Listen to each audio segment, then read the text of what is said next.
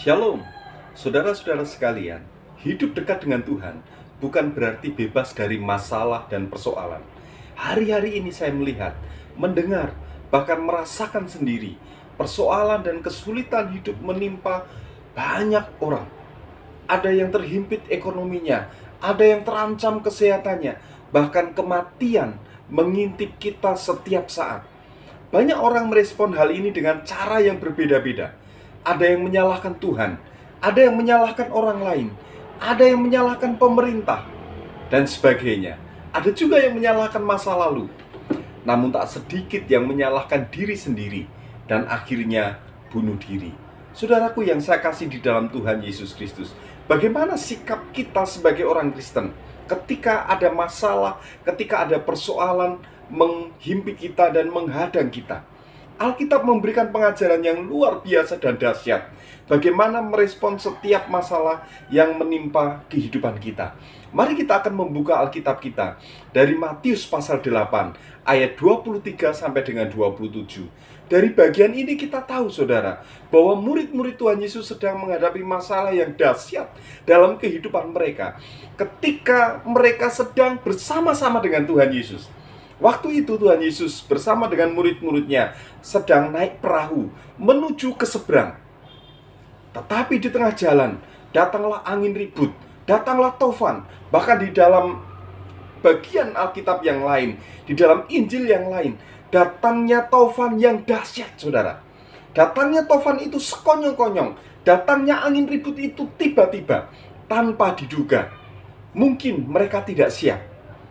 Ini masalah yang dihadapi oleh murid-murid Tuhan Yesus. Dan mereka memberi respon yang berbeda.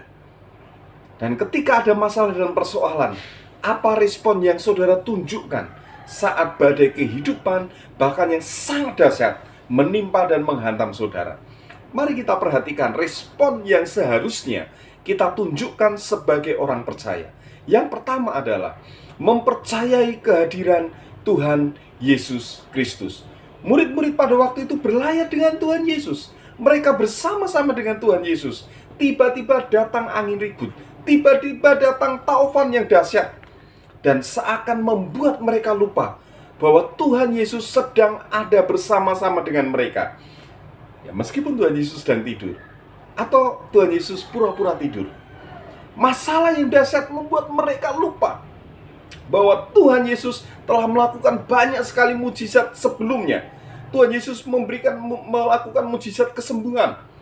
Bahkan seorang anak muda di Nain dibangkitkannya dari kematian. Rupanya, saudara, air yang masuk ke perahu mereka tidak bisa mereka tangani dengan baik, sehingga mereka lupa bahwa Tuhan Yesus bersama-sama dengan mereka. Saudara, ketika masalah dan persoalan menghadang kehidupan kita, bahkan masalah yang dahsyat menghadang saudara, seharusnya respon saudara adalah mempercayai kehadiran Tuhan Yesus. Tuhan tidak pernah meninggalkan kita. Ya. Tuhan peduli dengan saudara, dan Tuhan bersama-sama dengan saudara, karena Dia, seperti namanya, beserta dengan kita. Karena Tuhan adalah Sang Immanuel, Tuhan yang beserta dengan kita. Saat ada badai masalah persoalan kehidupan kita, Tuhan mungkin sedang diam dan melihat kita.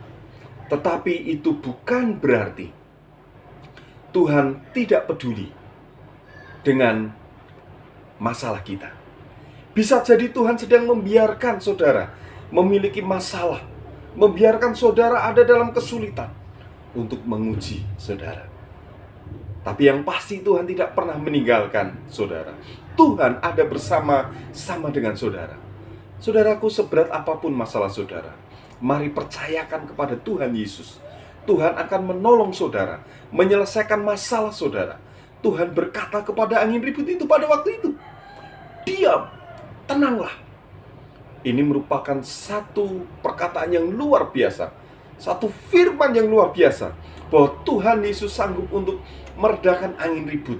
Air yang bergelombang itu sanggup ditenangkannya. Untuk itu, mari kita akan bersama-sama mempercayai bahwa Tuhan beserta dengan kita.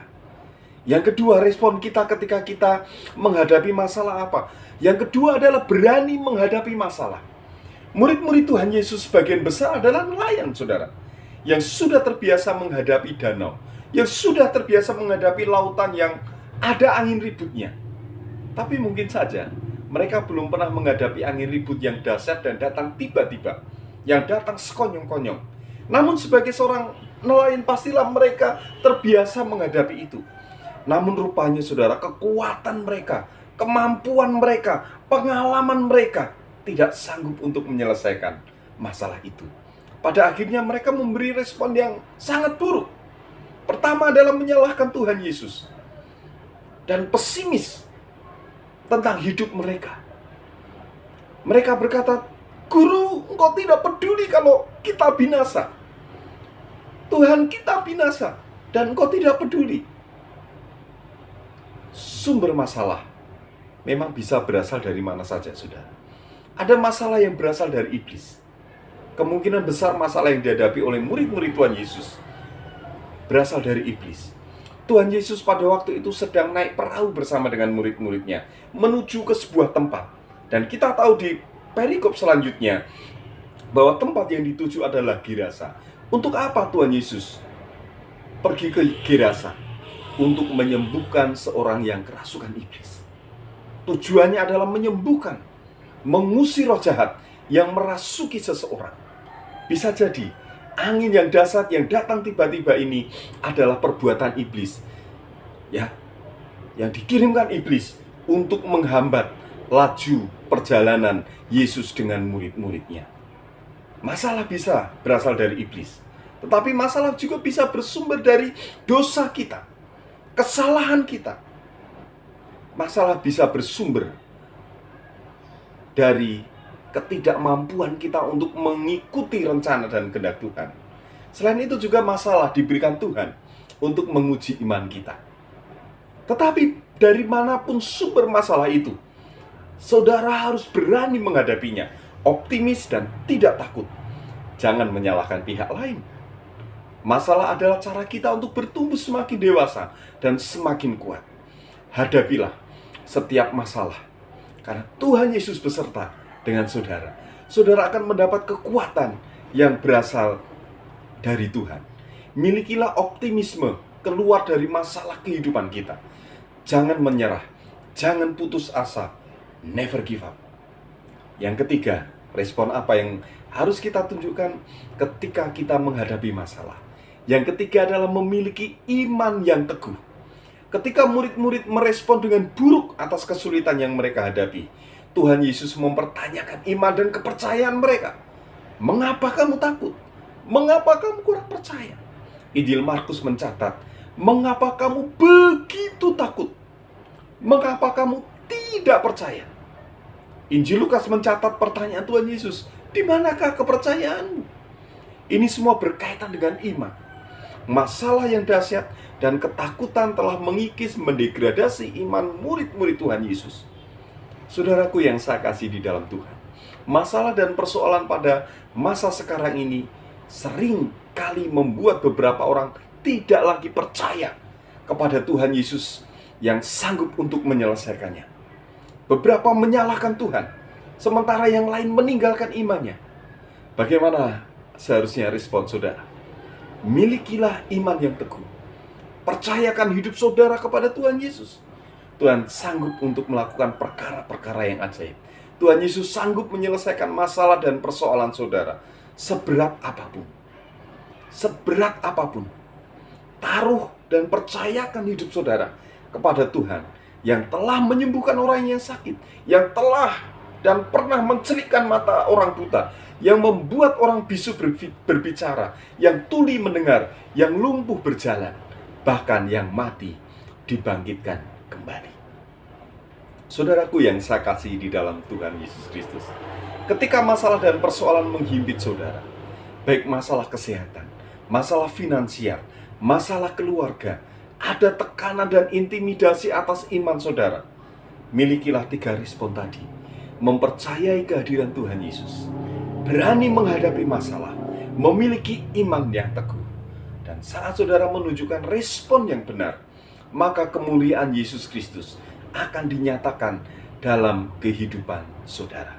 Orang-orang yang melihat, orang-orang pada waktu itu melihat bagaimana Tuhan Yesus menyelesaikan masalah yang dihadapi oleh murid-muridnya pada waktu itu. Mereka takjub, mereka heran. Bahkan beberapa orang takut dan berkata, siapakah orang ini? Siapakah Yesus ini? Sehingga ia memberi perintah kepada angin dan air, dan mereka taat kepadanya. Tidak ada masalah yang tidak bisa diselesaikan. Tidak ada persoalan bahkan yang paling dasar sekalipun yang tidak diberikan jalan keluar. Saudara tahu, setiap gembok memiliki kuncinya masing-masing. Setiap masalah selalu ada jalan keluar. Bersama dengan Tuhan Yesus Kristus, saudara harus yakin bahwa masalah dan persoalan itu akan bisa dilewati, bahkan bisa diselesaikan. Tuhan Yesus memberkati saudara sekalian. Haleluya.